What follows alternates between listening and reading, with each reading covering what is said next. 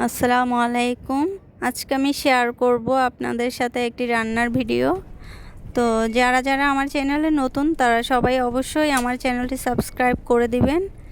তো আমি আজকে আমার ডেইলি ব্লগটা শেয়ার করছি, আশা করছি সবাই পুরো ভিডিওটি দেখবেন। তো আমি এখানে আজকে রান্না করব মাছ।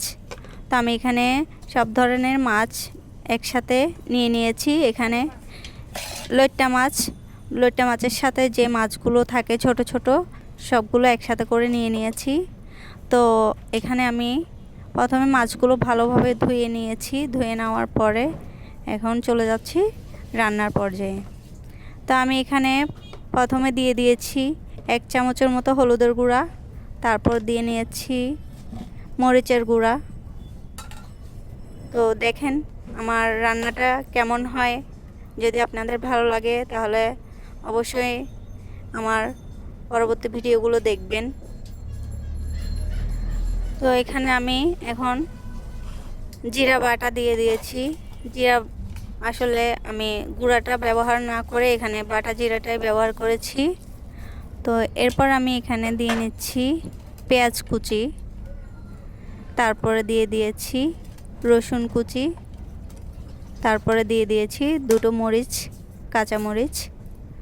তো এরপরে দিয়ে নিয়েছি লবণ। তো আমি সবগুলো একসাথে মিক্স করে নিব। আর এখানে একটু করে তেল দিয়ে নিতে হবে। তো আসলে এই মাছটা এভাবেই রান্না করলে খেতে খুবই মজা লাগে। তো এই মাছটি রান্না করার জন্য আগে সব কিছু উপকরণ একসাথে মেখে নিতে হবে। মেখে নিয়ে তারপরে এগুলো চুলায় দিতে হবে। তো আমার ভিডিও সবাই একটু সাপোর্ট করবেন, আমার সবগুলো ভিডিও আপনারা দেখবেন। আমি আসলে চেষ্টা করব আপনাদেরকে ডেইলি ব্লগ শেয়ার করার জন্য, রান্না বান্না সব কিছু দেখানোর জন্য।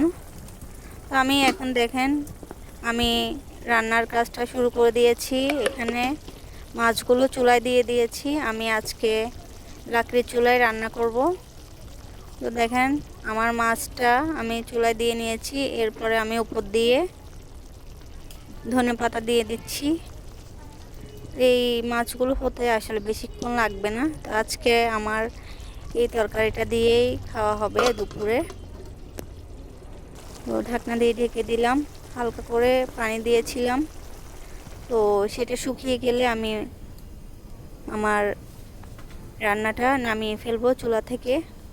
আসলে লাকড়ির চুলায় রান্না করা খুবই মজা হয় খাবার।